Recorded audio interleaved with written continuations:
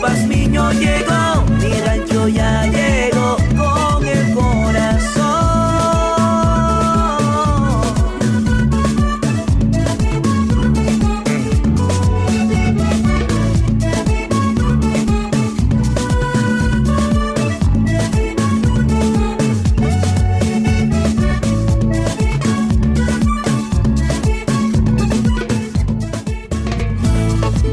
Porque el agro tiene un papel importante en el campo. Inquietudes, sugerencias y la más completa información para el agricultor. Di-Blue 88.9 FM presenta Mi Rancho, un programa agrícola y pecuario creado para fomentar el desarrollo del campo. Ingeniero Jorge Pazmiño conduce Mi Rancho. Bienvenidos.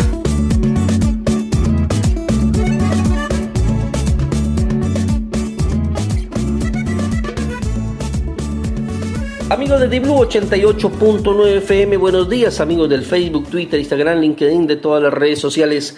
Buenos días, bienvenidos al primer programa agrícola y pecuario Mi Rancho. Una semana más junto a ustedes con la bendición de Dios y definitivamente lo mejor de cada sábado es amanecer junto a ustedes, amigos agricultores, productores, estudiantes, amas de casa que siempre están pendientes del programa. Y les recuerdo que aunque esta entrevista es grabada, no se edita, no se corta, no se resume y va a enterar como si estuviéramos en vivo. Ya saben, puedes ubicarme al teléfono celular 099-339-4346, al correo Jorge Paz 2323@hotmail.com. En Facebook estamos como Programa Agrícola Mi Rancho, en Twitter como @Pazmino Pérez, en Instagram como jpazmino23 y en la página de YouTube de Programa Agrícola Mi Rancho. Recuerden que estamos haciendo entrevistas vía telefónica desde casa y pues estamos aprovechando los contactos que tenemos en el exterior y haciendo entrevistas con personas que tal vez en algún momento pensé sentarlas en la cabina de la radio, pero por temas logísticos era muy complicado y hemos tenido la oportunidad de conversar con algunos de ellos y el día de hoy no es la excepción. Amigo camaronero, controla eventos con Protacid.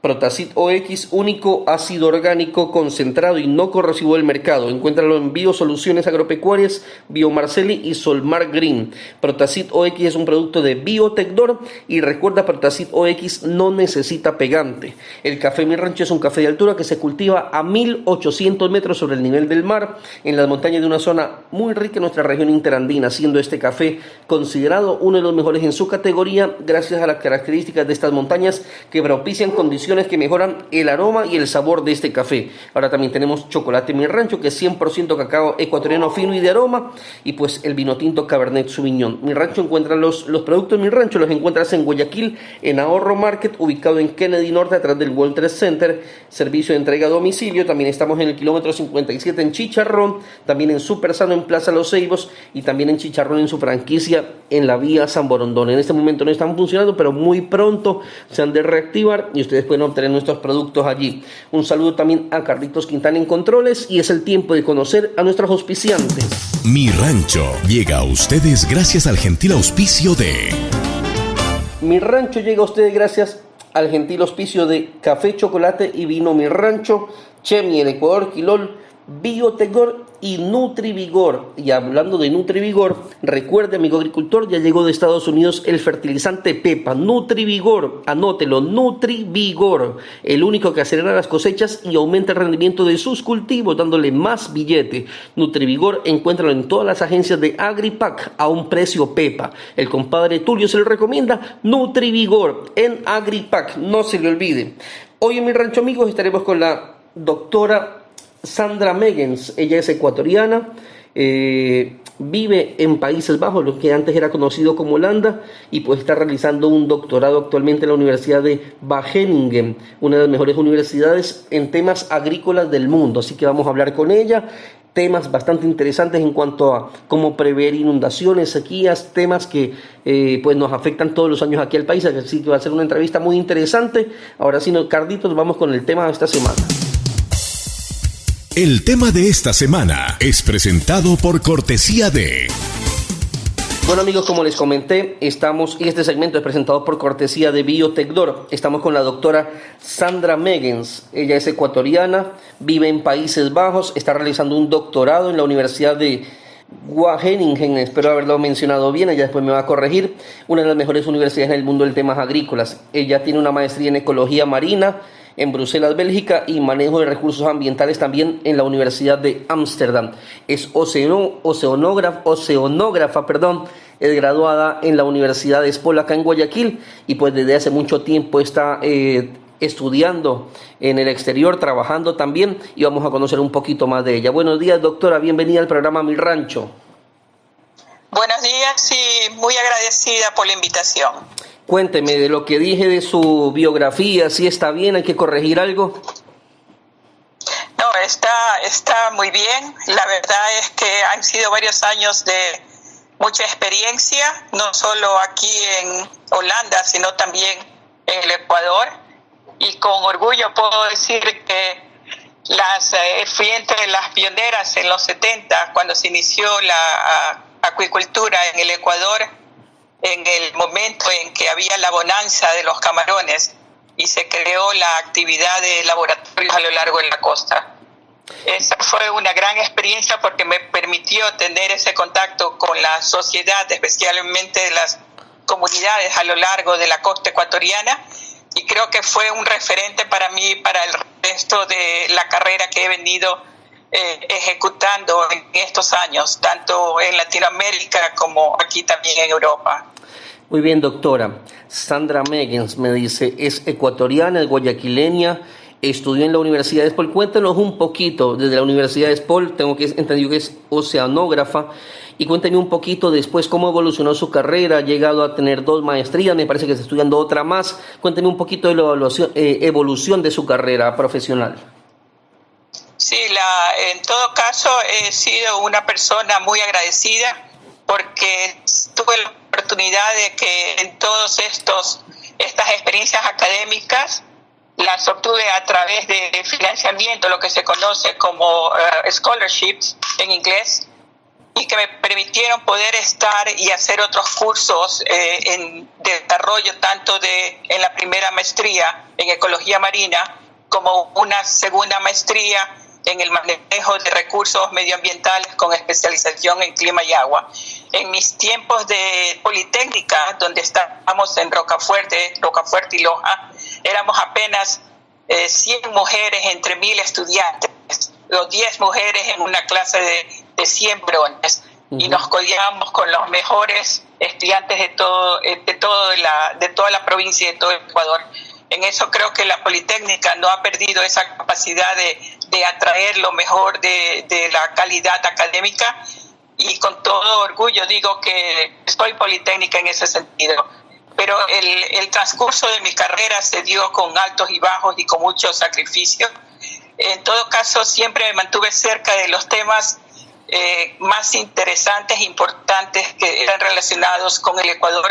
Es por eso que mis tesis siempre han sido conectadas con las necesidades o las problemáticas que se han ido suscitando como escenarios dentro del país, ya sea en la gobernanza del agua, en el estudio de sensoriamientos remotos en ambientes en ambientes marinos, y podría decir que es un poco en contexto lo que he trabajado en mis maestrías y todos mis cursos de posgrado que he realizado. Y es verdad, tengo 2 maestrías, una doble maestría, y ahora estoy realizando ese doctorado en la Universidad de Wageningen, una de las mejores ranqueadas en el mundo, especialmente por su característica en la parte de la agricultura. Y en este momento mi tema es enfocado hacia la escasez del agua y la sequía, en ese contexto, en la dinámica y la gobernanza del agua en la parte norte del país, en la zona transfronteriza de la cuenca del Mira, entre Colombia y Ecuador. Muy bien, doctor, y la felicito por tremendo currículum. Usted decía, y yo también he venido revisando un poco la información que tiene usted en redes sociales, que todas sus tesis han sido enfocadas a problemas que se presentan sobre todo en nuestro país, en el Ecuador. Usted 2 maestrías, está realizando su PhD actualmente. La pregunta es, ¿han sido tomadas en cuenta estos estudios que usted ha realizado para ponerlos en práctica aquí en el país? Porque es muy valioso que una persona que es ecuatoriana, que esté estudiando tanto en el exterior y que usted podría hacer una maestría en cualquier otro tema y toma de base en nuestro país, pero ¿se está haciendo algo con esa información? La dificultad y las limitaciones que siempre he tenido con referencia a los temas relacionados con las problemáticas en Ecuador ha sido un poco la obtención de la información, que a pesar de que el país ha hecho esfuerzos en los últimos años de tratar de poder colectar esa información, siempre ha tenido unos grandes vacíos y ha sido una de las frustraciones académicas, no solo la mía, sino de muchos colegas, de no poder obtener una información de calidad y de cantidad para poder realizar nuestros trabajos. Lo segundo es que hay una gran diferencia entre lo que es un científico y un académico. Un científico no necesariamente, un académico no necesariamente tiene que ser un científico, pero un científico tiene que ser un académico.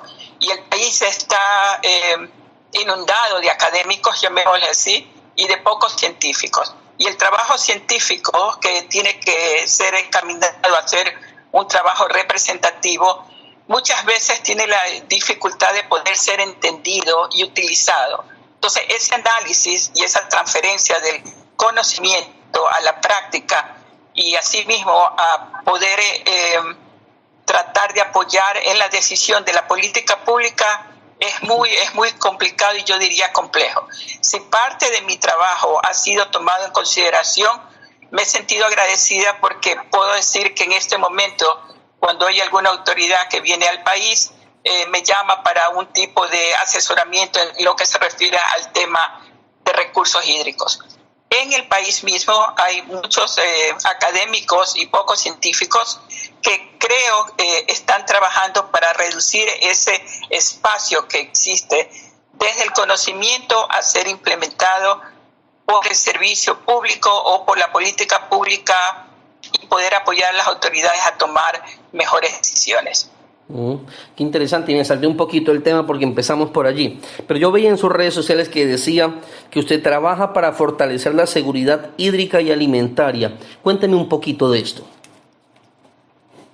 Hay algo que hace mucho tiempo, no solo en Europa, sino en el mundo, puedo hablar un poco más de la experiencia europea, se trata de conectar y que es la energía con la seguridad alimentaria, con la seguridad hídrica, es decir, agua, energía, alimento.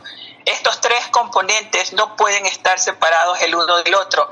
Los vemos y deberían estar en todos los espacios de manera transversal y no ser elementos separados. Es decir, estoy muy de acuerdo con que hayan los ministerios de Agricultura o el Ministerio del Agua o los ministerios de recursos energéticos, pero en algún momento hay una conexión relevante e importante de que los tres deben estar conectados de manera continua y de manera sostenible.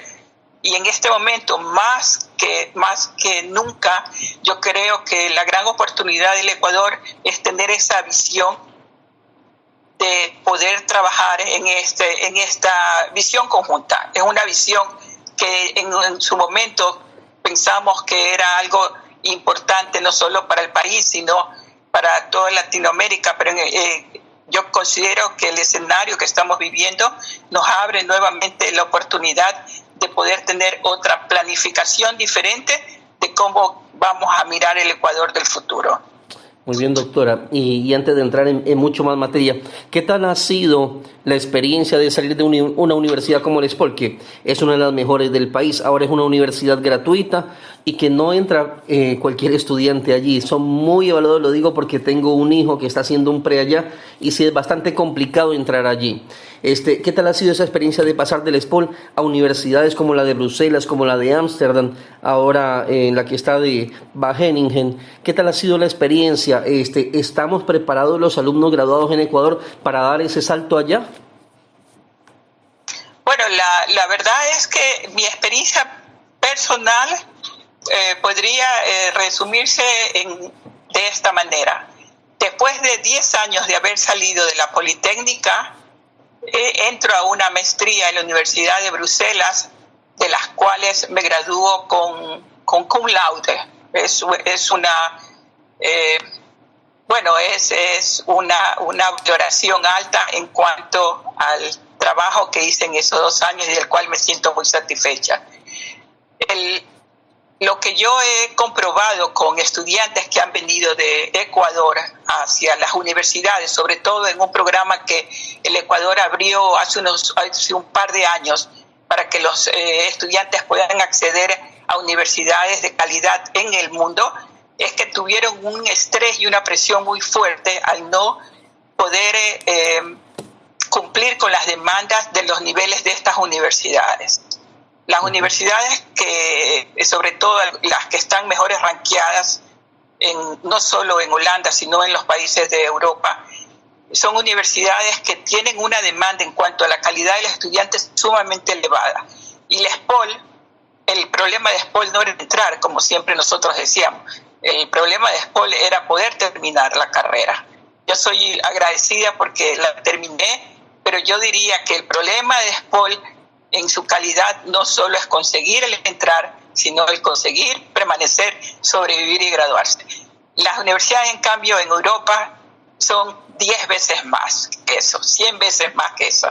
Aquí desde el primer momento o desde el primer día de clases, usted conoce cuál va a ser el nivel que va a tener que alcanzar si quiere seguir en esa universidad y que simplemente poder tener alcanzar la demanda de lo que la universidad o el curso le está pidiendo. Así que yo considero que quienes realmente salen de estas universidades ranqueadas deben tener una valoración diferente que el resto que pudo haber sacado un doctorado o una maestría en una universidad que tiene una categoría inferior.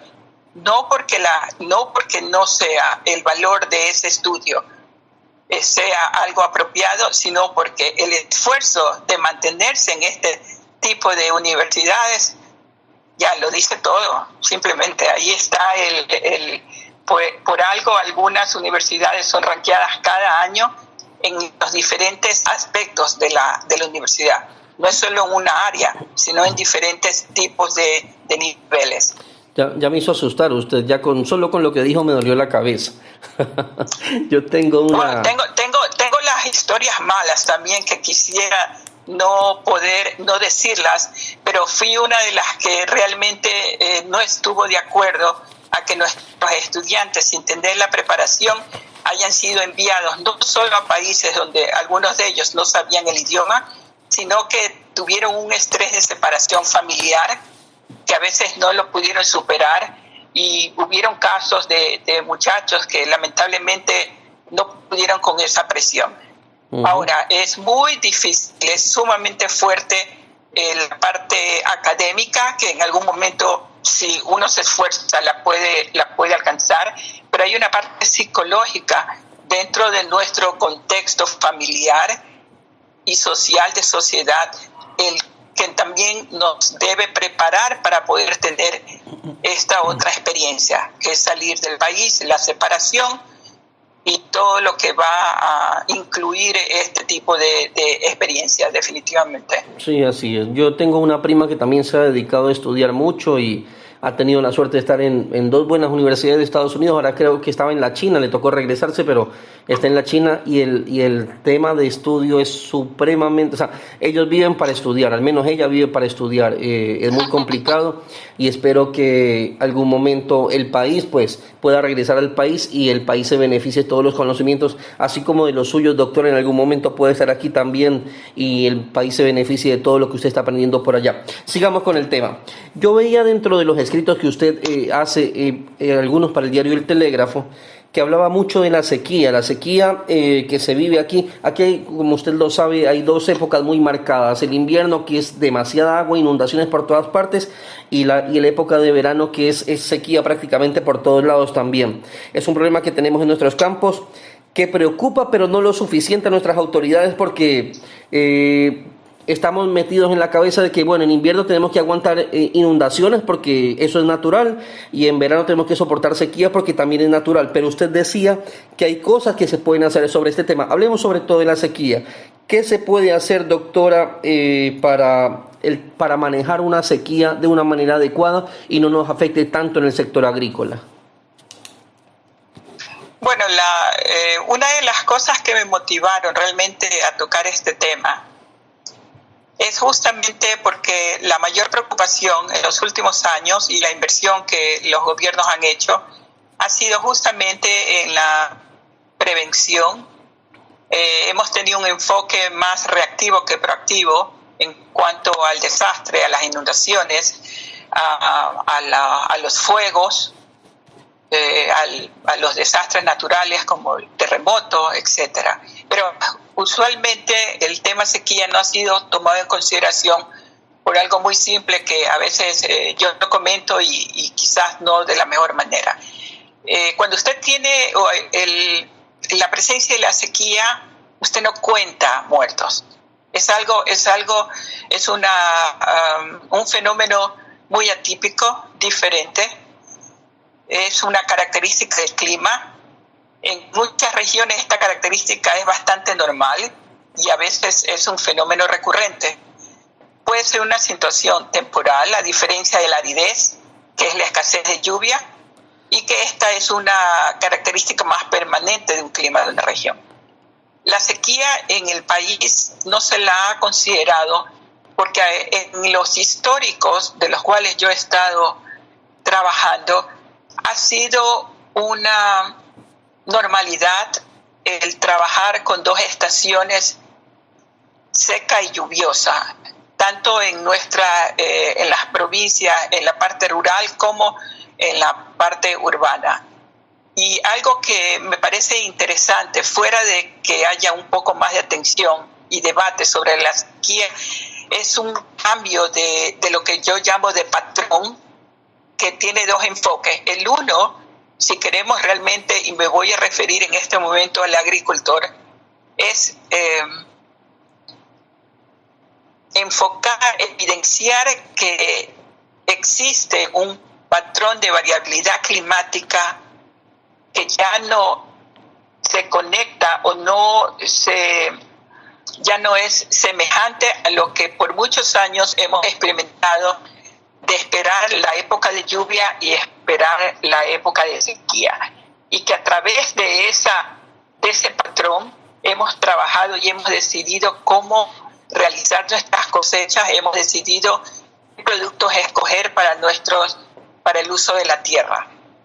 La frecuencia de los cambios de clima que se han venido suscitando en el Ecuador nos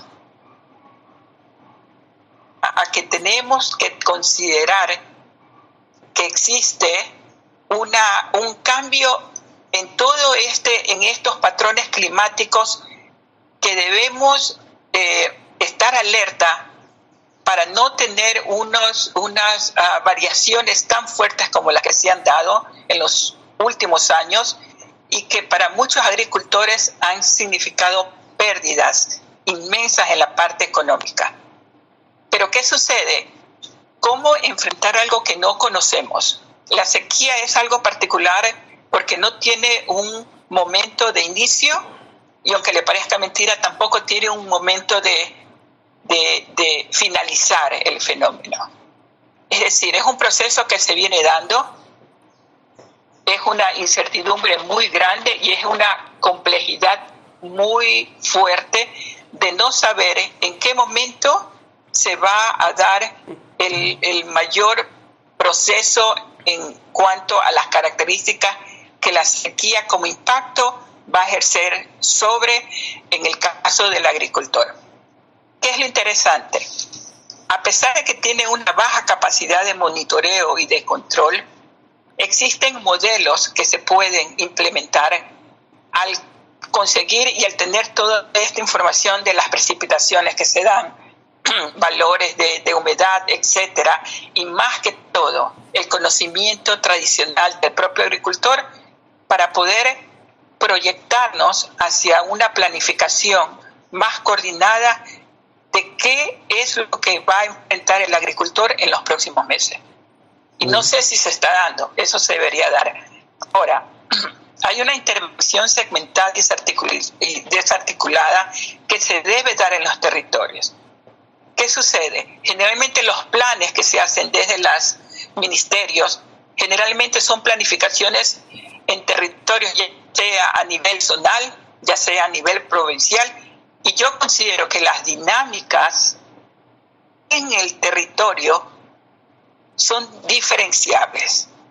Y eso es algo que tenemos que trabajar desde los GATS, de los gobiernos autónomos descentralizados, como siempre, fortaleciendo la gobernanza. Eso quiere decir involucrando a los actores que al final del día son los más perjudicados y los que tienen el conocimiento. Así que la debilidad de la planificación y gestión del ordenamiento territorial es algo que todavía considero es una limitación grande en el Ecuador. Doctora, ¿y las inundaciones se pueden minimizar? Las inundaciones es un trabajo que en algún momento espero Ecuador lo pueda hacer cuando tengamos autoridades con algún mayor nivel de criterio técnico. Y no es porque en el país no se han hecho estudios que han sido realizados por institutos como del TARES o el mismo instituto de China que hizo creo que el Plan Nacional del Agua, pero solo lo enfocó para 9 demarcaciones o 9 cuencas hidrográficas. En todo caso, la experiencia holandesa, que es un país que vive abajo del agua todo el tiempo, es ganarle al agua. ¿Qué es lo que ha pasado? Algunas de las estrategias que utilizaron y Ecuador, yo creo que también las realiza, desconozco, es crear zonas inundables. Es decir, una vez que hay una planificación y hay un monitoreo acerca de las crecidas de los ríos, se pueden crear zonas que se dejan para que sean inundables y que puedan minimizar este impacto.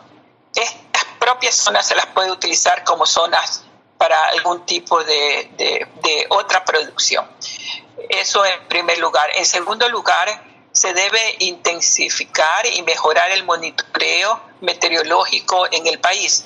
Las estaciones, más de 100 estaciones que tenemos dentro de todo el territorio, muchas de ellas ya han tenido su tiempo de vida. Es decir, tiene que haber una nueva reestructuración en cuanto a la calidad y cantidad de las estaciones meteorológicas que existen en el país. Una de mis ideas es que las propias comunidades rurales y hasta las indígenas puedan de alguna manera estar capacitadas para que puedan procesar esta información in situ. Lo vi en Etiopía, que estuve en el 2015 justamente visitando por el tema de sequía, y ellos eran quienes controlaban de alguna manera la toma de datos para que ese gasto no esté hacia el gobierno en todo el monitoreo de las estaciones, sino que sea manejado por universidades o centros donde las estaciones están colocadas y donde se asegura que la toma de la información va a ser adecuada y de calidad. Se me ocurren esas dos estrategias. Usted decía que Holanda vive debajo del agua. ¿A qué se refiere con esto? Bueno, justamente Netherlands significa lowlands, es decir, los países que antes constituían Luxemburgo, Bélgica y Holanda son países que vivían debajo del mar. Ellos tienen de por vida sistemas y programas de diques que previenen justamente que los grandes provincias como en el sur, que se llaman Zeeland, puedan ser inundables. Entonces, cuando tiene una vista aérea de las ciudades, usted ve canales por todos lados y simplemente, hay lo que se llama el polder, es decir, lugares donde antes eran unos grandes lagos y simplemente a través del bombeo se secaron. Pero ¿qué es lo que se hace? Que esa agua, que es bombeada continuamente, está desplazada o fragmentada en otros cuerpos de agua que son canales. Y estos canales a su vez se utilizan como corredores hídricos, donde usted ve enormes garras que transportan carros o productos de un lugar a otro. Ah, qué interesante. Usted habla mucho en sus artículos de la gobernanza del agua, que no es lo mismo que la gobernabilidad del agua. Cuénteme un poquito de la diferencia de los dos. Bueno, la gobernanza del agua tiene hasta ahora hay más de 200 conceptos dentro de las organizaciones internacionales para poder conceptualizarla. Justamente el programa de las Naciones Unidas, por ejemplo, hablan de la gobernanza del agua como un conjunto de sistemas. Un conjunto de sistemas políticos o legales o institucionales administrativos que afectan en forma directa o indirecta el desarrollo y la gestión de los recursos. Es decir, la gobernanza del agua es quien establece las reglas del juego para la gestión del agua de manera adecuada. A veces la gobernanza del agua se diferencia de la gobernabilidad porque la gobernabilidad tiene que ver con las instituciones o el manejo del gobierno de las políticas del agua. La gobernanza del agua es más bien un abanico de reglas y de prácticas que tiene que ver con los procesos tanto formales como informales, que tiene que ver con las instituciones, que tiene que ver con los organismos de administración y que son los que se implementan para poder tomar decisiones con los actores y se articulen de una manera positiva hacia los intereses también de ellos, hacia sus inquietudes, para que éstas sean tomadas en consideración. Le puedo dar un ejemplo de una mala gobernanza. La mala gobernanza provoca una degradación, por ejemplo, provoca una sobreasignación de los recursos hídricos, lo que trae a su vez una vulnerabilidad en las personas más pobres o en la pérdida de la biodiversidad, o conduce como resultado a medios de vida más débiles y menos resistentes justamente a estos crecimientos económicos o a estas incertidumbres que a veces se dan. La gobernanza del agua tiene que ver más con las políticas, con las leyes, con las instituciones de un país, tiene que ver con las cuencas transfronterizas, pero sobre todo tiene que ver con la inclusión de los actores para que estos sean tomados en consideración. Qué bien. Doctora, la ley del agua ecuatoriana, hablando de nuestro país, usted decía que tiene muchas debilidades y vacíos legales. ¿Qué falencias encontramos en esta ley del agua? Bueno, la verdad es que me ha interesado mucho la ley del agua en este momento porque estoy trabajando con las comunidades indígenas en el norte del Ecuador. Y hay algo que me ha parecido interesante, que existen y creo que también se da quizás con preocupación en las zonas rurales, y es el manejo y el control del agua, tanto en el contexto de la asignación como en el precio de esta asignación que se da a este recurso.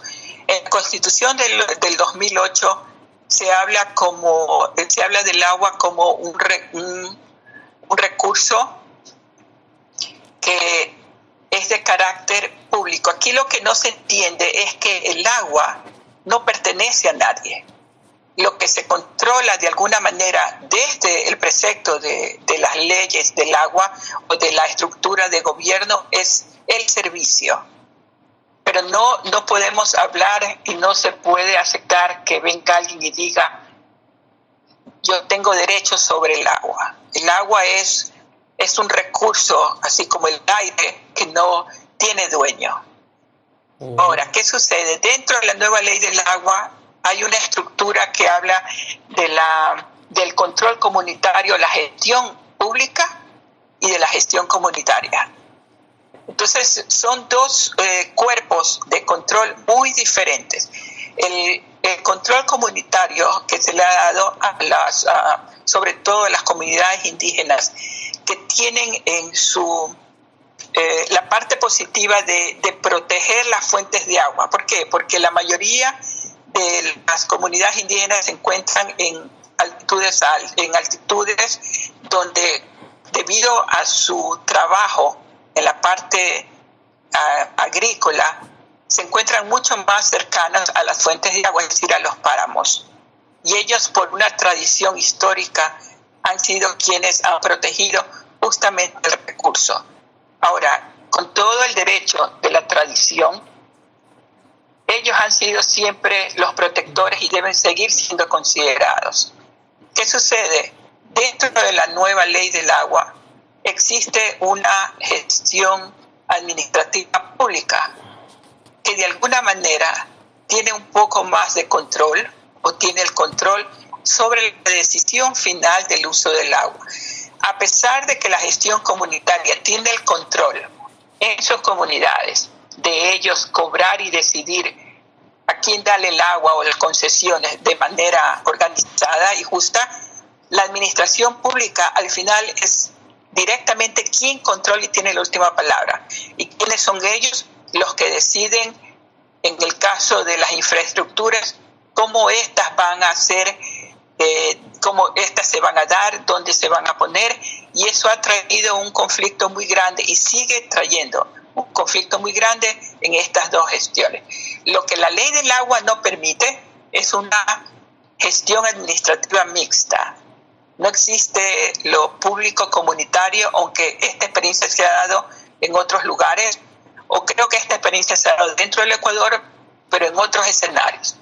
Proyectos, por ejemplo, de agua que se dan en comunidades rurales o en comunidades indígenas, pero que involucran ciudades que se van a beneficiar de este proyecto, en este momento tienen un conflicto de intereses en el momento que tienen que decidir quién va a estar a cargo del control, quién va a cobrar, cómo se va a realizar la repartición o a quién se le va a dar las concesiones, la cantidad que va a ser dada a cada ciudad, etcétera. Eso es una de los, yo diría, de los vacíos que la ley del agua tiene en este momento. Doctora, y usted fue asesora de la Secretaría de Gestión de Riesgos. Cuénteme un poquito qué tal fue esta experiencia, de todo lo que usted ha aprendido en el exterior, de qué manera logró aportar en esta cartera de Estado. Fue una experiencia sumamente interesante.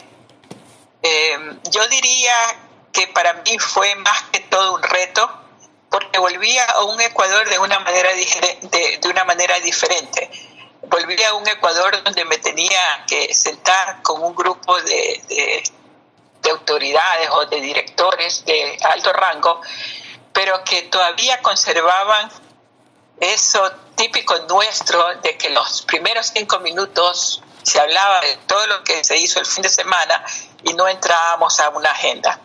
Así que en algunas ocasiones tuve un comentario de que tenía un estilo muy particular holandés de llevar la agenda, que a veces no conectaba con nuestro medio ecuatoriano. En todo caso, la experiencia, a pesar de ese recuerdo, fue que una vez que entramos en ese, ¿qué podría decir? En ese viaje o en esa nueva experiencia de trabajar con una mentalidad un poco más europea de la agenda, de la planificación, de los tiempos, de los objetivos, de poder estructurar ciertas visiones y ciertas ideas y ponerlas en práctica. La experiencia en la Secretaría de Gestión de Riesgos no fue simplemente buena, sino excelente, porque conseguimos que el Ecuador se posicionara como uno de los países que por primera vez traía la gestión de riesgo a otro nivel. Fue muy interesante porque fue una combinación de factores donde pudimos realizar algunos, llamémosles pilotos o pruebas que se hicieron, por ejemplo, en escuelas de niños, de poder capacitar a niños y que estos a su vez poder transferir esta información o este conocimiento hacia los propios padres.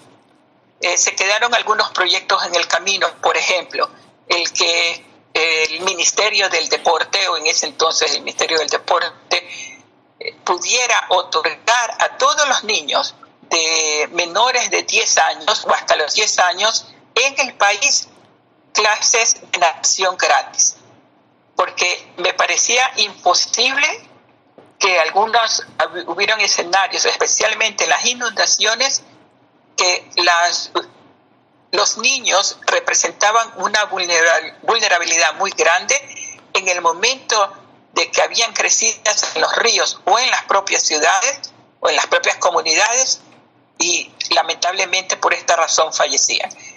En ese contexto le puedo dar algunos de las ideas que tuvimos como progreso en lo que era la gestión de riesgo. Una de las ideas que quedaron un poco en el casillero y que creo que ahora espero se pueda dar es que dentro del tiempo que estuvimos trabajando se creó ese concepto de las alianzas públicas-privadas. ¿Y por qué? Porque había la intención de que parte del costo cuando había un desastre sea transferido a la empresa pública, a la empresa privada. ¿Y por qué? Porque en el análisis, y algo que puedo decirlo un poco, lo digo con orgullo, he sido, creo, y soy una de las únicas ecuatorianas que ha trabajado en el Ministerio del Agua como otro experto más dentro del gobierno holandés. Así que tengo también nacionalidad holandesa y eso me permitió entrar en un programa especial dentro del gobierno holandés y entrar como una funcionaria del Estado del gobierno holandés, el cual estuve por 2 años. ¿Qué sucede? Dentro de esa estructura de planificación que tiene el gobierno holandés en cuanto a lo que es la respuesta, se trató de incorporar ciertos de estos enfoques en la Secretaría de Gestión de Riesgo. ¿Por qué? Porque no solo veíamos, por ejemplo, en las obras emblemáticas y de seguridad, como los grandes trasvases, como las hidroeléctricas, que siempre tenían un sistema diferenciado en cuanto a los planes de manejo en la gestión de riesgo. La idea nuestra era de que fuera del nivel de preparación que pudieran tener estas infraestructuras, había una comunidad o había una área de influencia que cuando si pudiera ocurrir un desastre iba a influenciar. Entonces la idea era también tratar de minimizar la vulnerabilidad de áreas que podrían estar expuestas como resultado de un desastre o una emergencia justamente en alguna de estas zonas estratégicas que puedo hablar del derrame del Sote, por ejemplo, o de las hidroeléctricas en algún lugar estratégico en el país donde se considera está todo controlado. Así que, no sé, algunas cosas se quedaron en carpeta realmente. Y así mismo se nos van a quedar muchos temas en carpeta aquí porque el tema con usted es bastante extenso, que creo que vamos a tener que hacer otro programa, pero adelantándome un poquito por falta de tiempo, doctora, el tema del COVID-19 es algo que está justamente afectando a todo el mundo actualmente. ¿Qué impacto usted cree que hay con este COVID-19 en cuanto a los negocios y cómo se verán afectados? Gracias por el tema y le agradezco que lo hayamos incorporado, porque mi interés también dentro de esta oportunidad o este espacio es referirme a los sistemas alimentarios y de protección social en el mundo rural ante el COVID-19. Me voy a enfocar especialmente a las reuniones que la FAO ha venido realizando con algunas instituciones y organizaciones en Latinoamérica en estos últimos días. Ellos han tratado justamente de enfocar cuál es el rol del sector privado en estos escenarios o cuáles deberían ser las estrategias para integrar a los grupos más vulnerables, no solo a los indígenas o a los migrantes, sino que a aquellos que de alguna manera quedan fuera de esta protección social. Han tratado de hacer una reflexión dentro de este enfoque social, ambiental y profundizarlo a una reactivación social que esté de acuerdo con el mundo rural. Ahora, tenemos que posicionarnos que antes de la aparición del COVID, hablando de la parte rural, ya había una presión muy grande dentro de las líneas productivas. Entonces, ¿qué es importante ver? Primero, que los impactos, nuevamente digo, deben ser diferenciados por grupos. Es decir, tanto de los grupos vulnerables de la clase media, que de alguna manera se van a ver influenciados y que esta clase media podría movilizarse a otro grupo vulnerable que nosotros lo referimos como la clase pobre. O sea, quizás no se ha visto mucho en contexto y se está hablando y uno se está preocupando mucho. He visto el gobierno por algunas medidas sociales como el bono y algunas otras de protección social, pero hay una clase media que está, en mi opinión, bastante expuesta a tener esa movilización por estos problemas hacia estos grupos vulnerables. ¿Qué más tenemos que hacer? Tenemos que enfocarnos en las nuevas tecnologías, porque nos ha dado una nueva ventana hacia la oportunidad de tener un mayor alcance. Es decir, en las respuestas más contundentes a poder conectarnos o interconectarnos. Y hay que reconvertir el sector productivo, y ese va a ser el reto. Es decir, ¿cómo vamos a cambiar socialmente toda la dinámica de nuestras comunidades en todos los sectores? Porque las dinámicas, nuevamente, te repito, son diferentes. Quizás la ciudad de las comunidades rurales tienen dinámicas diferentes, por lo tanto, la planificación debe ser diferencial. Es decir, hay que redireccionar los recursos en los programas sociales. Se habla de la ley de emergencia sanitaria, que considero debería ser importante, pero hay que trabajar en un programa para asegurar la seguridad alimentaria, sobre todo para aquellos grupos vulnerables en sectores en pobreza más externas, y poder tener un enfoque más claro de los nuevos escenarios. Algo que me llama sobremanera la atención, de manera particular por mi trabajo, es que el último censo que tenemos es del 2010 de referencia. Y desde el 2010 al 2020 no solo hemos tenido uno de los impactos más grandes con la movilización de migrantes venezolanos hacia el país, que definitivamente tienen un impacto relevante en el uso de los recursos, en los sistemas sanitarios, en el uso de los servicios, etc. O sea, la política pública debe también enfocarse hacia todos estos nuevos cambios que se han dado en el país, y que si nos seguimos basando en un censo del 2010, por no tocarle el censo agrícola, que no existe, y que me sorprende mucho a veces cómo se hacen esos cálculos en cuanto a los sistemas de riego, cuando un censo agrícola tampoco está actualizado, y que en todo caso no nos da esa respuesta que necesitamos, sobre todo en las partes de los sectores más importantes, y que tienen que ver no solo de manera directa con el capital humano, sino con el capital productivo. Por eso considero importantísimo la protección social en las zonas vulnerables de las zonas rurales, para asegurar la parte alimenticia del país en los próximos meses. Es clave. Usted nos está dando una conferencia magistral de todos estos temas, y que es bueno tocarlos en un programa como este, porque aquí hablamos, usted ya creo que ha escuchado uno o dos programas de los que yo hago. Se trata de darle ideas, alternativas, no solamente al agricultor y al productor que me está escuchando, sino a las mismas autoridades que nos están escuchando. A veces hay cosas que se tocan aquí de una manera técnica, sencilla también, y que se pueden poner en práctica, y que con esto beneficiaríamos a muchos agricultores, a muchos productores. Es cuestión de un poquito de concientización, es cuestión de un poquito de ganas de hacer las cosas bien.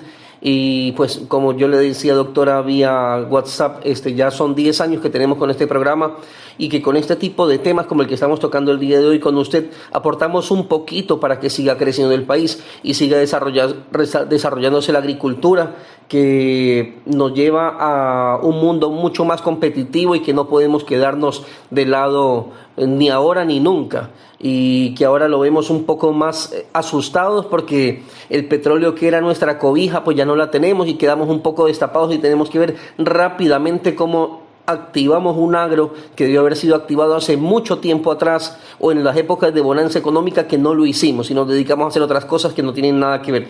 Voy a ir a una pausa comercial, pero antes de eso, que no te rechacen una caja de banano por cochinillas. Cochiviol es el único insecticida que mata la cochinilla y escamas por contacto sin dejar residuos químicos en la fruta porque no contiene químicos. Cochiviol asegura tu embarque de manera segura. Distribuidores autorizados: Agrimensum, Iván, Seguinegro, Fertilizante y algo más. Plastiagro, Casa el Balnero, Agrinsumo, Moragui de Machala. Haga su pedido a tiempo. Nos vamos a la primera pausa y retornamos con más del programa.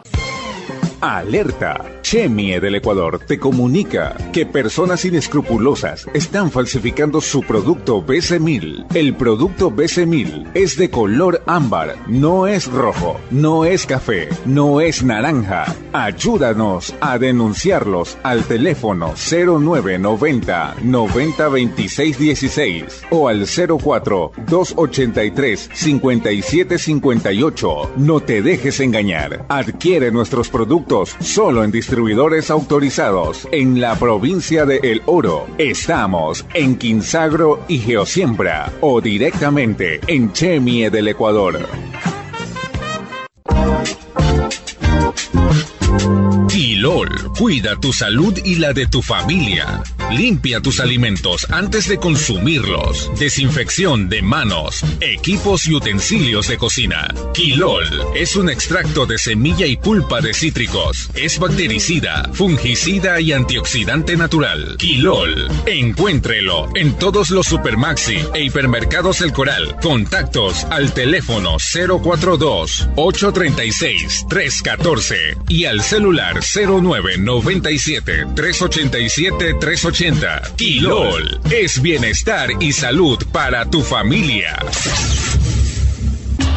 Oiga, compadre Carlos, ¿y si le digo que va a cosechar más rápido y va a tener más billetes? ¿Se anima?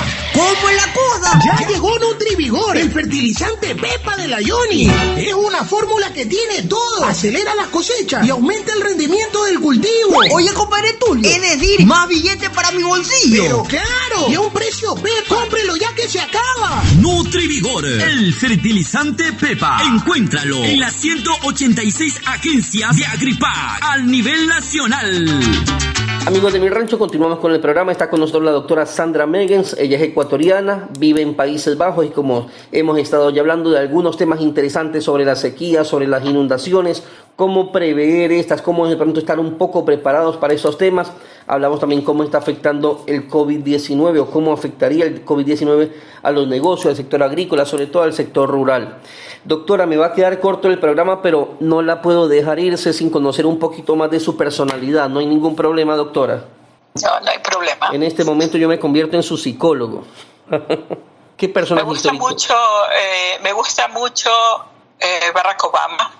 Ah, muy bien. Por el cambio que hizo, por la oportunidad que le dio a la historia de poder ser escogido como el primer presidente negro de los Estados Unidos, aunque le podría decir que uno de mis favoritos sobre todo es Nelson Mandela.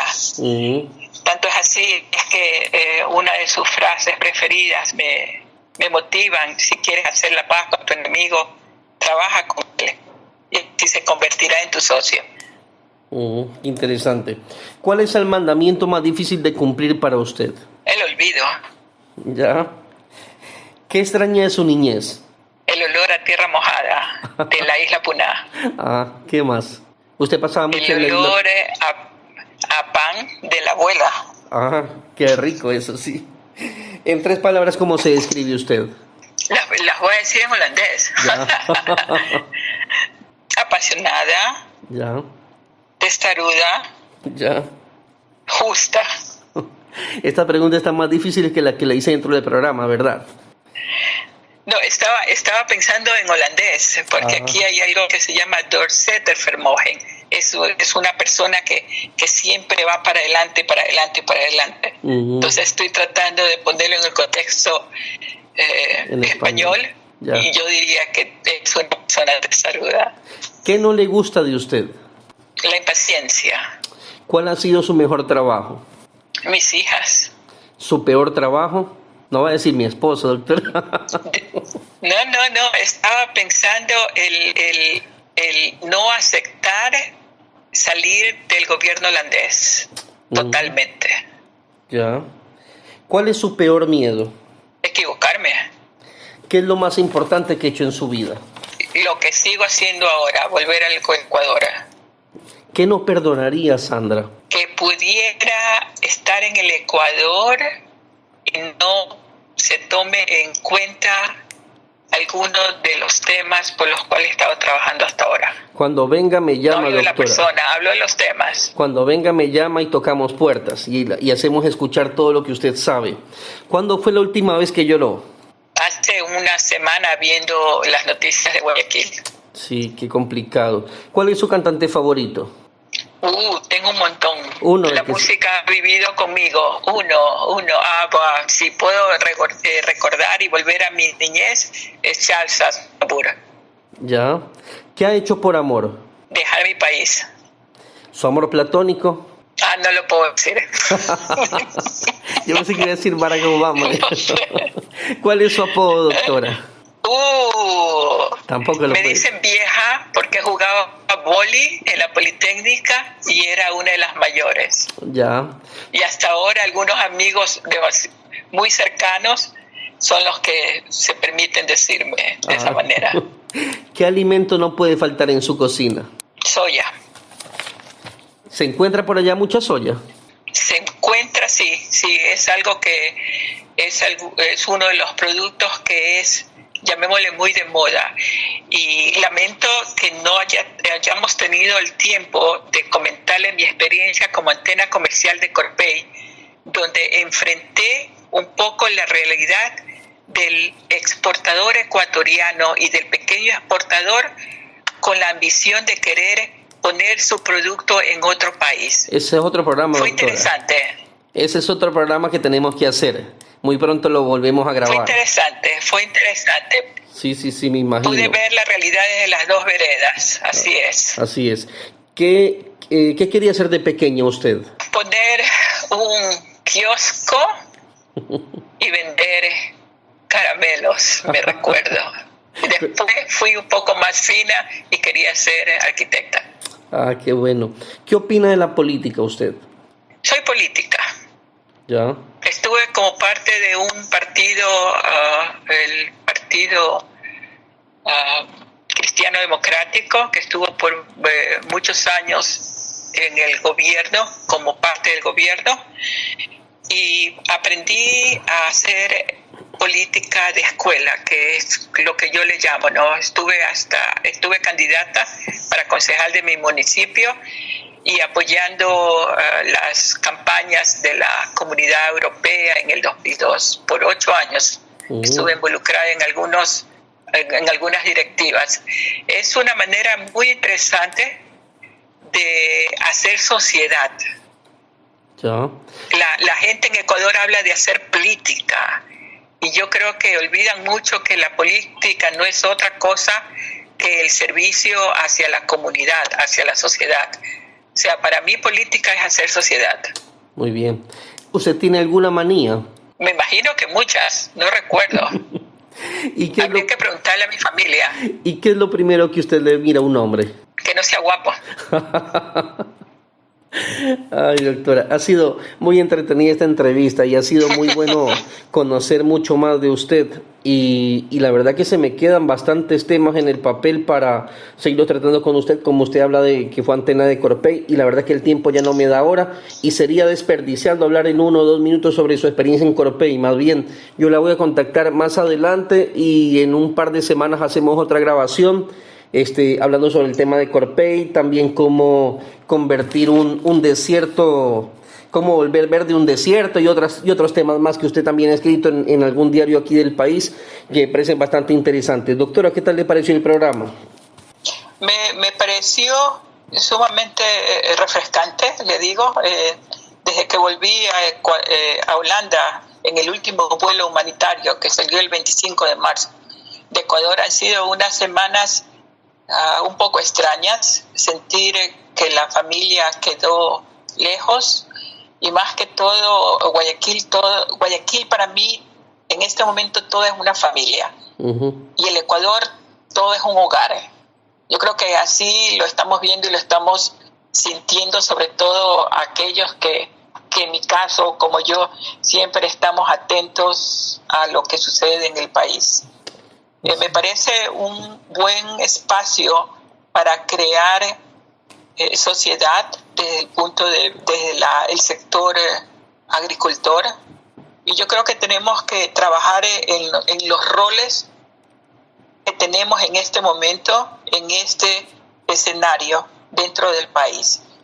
No es un rol diferente al que teníamos antes, es un rol diferente en el sentido en que las perspectivas que nos está motivando a ver el futuro de una manera particular es esa misma fuerza que nos va a permitir poder direccionar nuestras decisiones de la mejor manera posible.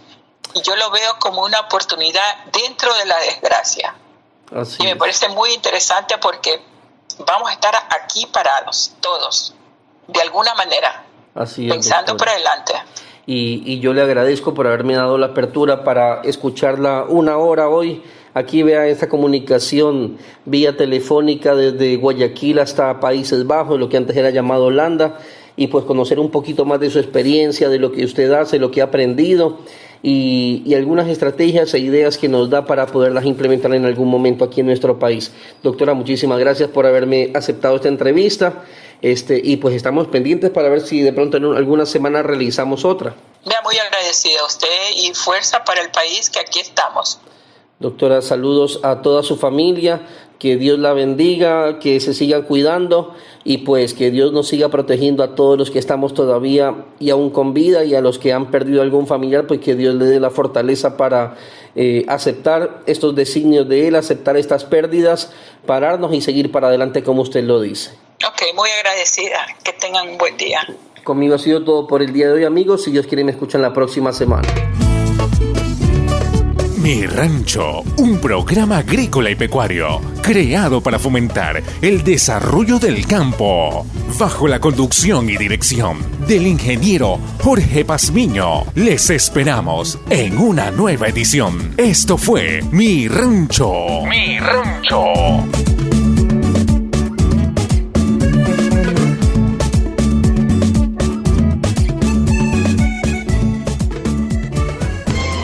Alerta. Chemie del Ecuador te comunica que personas inescrupulosas están falsificando su producto BC1000. El producto BC1000 es de color ámbar, no es rojo, no es café, no es naranja. Ayúdanos a denunciarlos al teléfono 0990 90 26 16 o al 04 283 57 58. No te dejes engañar. Adquiere nuestros productos solo en distribuidores autorizados en la provincia de El Oro. Estamos en Quinsagro y Geosiembra o directamente en Chemie del Ecuador.